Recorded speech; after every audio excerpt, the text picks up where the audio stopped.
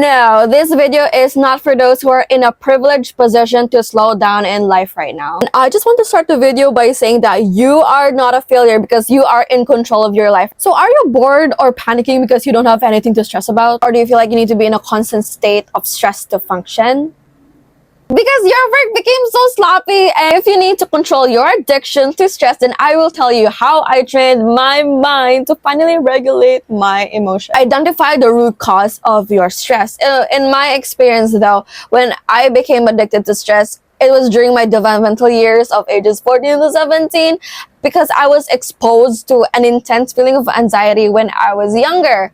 And I had no choice but to worry about finances already that early, and I was put to risk as a young person to worry about making money. And I don't think it's appropriate for a teenager to worry about survival that early. So it had a snowball effect on me, putting my emotions at risk, not being able to learn how to regulate it properly because I had no healthy support system. I had minimal security, and my environment influenced me to have stress as a necessity to function. Mind you, I'm Filipino, by the way, which made my coping mechanism to stress to even have more stress. But it just led me to procrastinating a lot while doing work at the same time because of the time taken away from me, even though it's my fault. So I naturally became restless when I'm not doing anything, because when I finally get to relax after accomplishing a task, I become anxious and thinking that what else is there for me to do.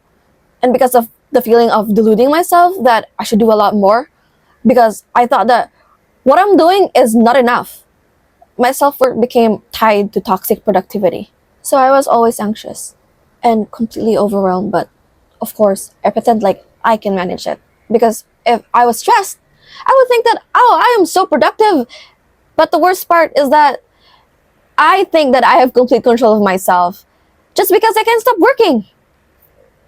I felt like I was always chasing the next achievement. I craved so much validation to have the results I wanted, and I found myself constantly seeking for new and exciting experiences, but that pattern only led me to overexhaustion and burnout because I was so emotionally dependent on stress that I had a horrible pattern of excelling at my work and then performing so poorly because of overexertion. So I was mentally and physically strained every day, and I had no harmony, no balance, and my brain was conditioned to only think that my value as a human being is equivalent to my work. So I found out that stress also came from fear, and it is partly true that it is what motivates me to keep going because it is a solid emotion behind my success. But just like domestic violence, war, and abuse, it is a good example showing how destructive the effect of our action being motivated purely and just by fear. And when fear takes over in our careers, it can stop us from trying new things or reaching our goals. For example,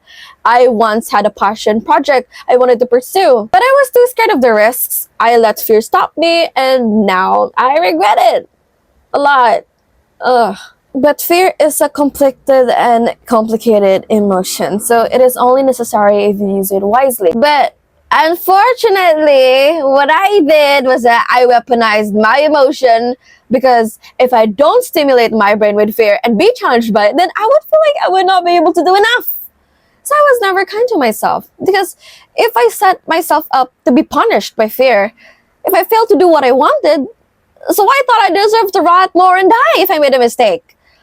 So fear became a limiting factor to getting things done because I was deathly afraid to make a mistake, and it turned me into a perfectionist, and that is how a lot of my outputs look like this.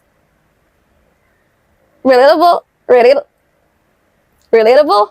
But I realize now that it is better, and you need to experience failure because it literally is the fastest way for us to learn. So be kind to yourself in the process and be intentional that you can make many mistakes while you actively find the solution. And I can guarantee that you'll finally find the happiest version of yourself if you remain hopeful, because it is everyone's first time in their lives and only you care. Only you should care. So with that said, I trained my brain to be mindful. You are in control with what is currently happening right now. And that's what actually affects the future. And my problem is that I always look at the past or future before I can even think on what I'm supposed to do right now. And I need to fully engage my senses right at this very moment, because what is available right now is the only realistic thing I can work with. So improve your damn focus. Concentrate with the current experience and pay actual attention with the present moment. So being mindful helped me a lot with time management, because if you live in the present, you can control your mind to think on what you can do right now. So finally create manageable steps and prioritize them based on importance and urgency, because you are accepting your current senses. So constantly ask yourself, what is there to do today? Then you will become more aware on how to control your reactions right at the very moment, instead of being fearful of the past or what is there in the future. Because if you live lost in thought, you are not really living. You are a ghost. So if you finally live and engage with the present, then that is the absolute practice of focus. And if you are good at it, then you can get anything done at any time. Don't strain yourself, baby, because if you are even ashamed of sleeping, then that's just so dumb. You are not winning anything if you glorify toxic productivity. And that doesn't make you better than anyone, not even with yourself. Be intentional if you need to rest. If I am tired, then I am intentionally tired. Because if you are intentional with what you are capable of at the very moment, then you wouldn't even need like an alarm clock ever again. Because if you have mastered your own internal focus, then you can finally limit yourself on depending on external factors such as your fear to determine how to control your body.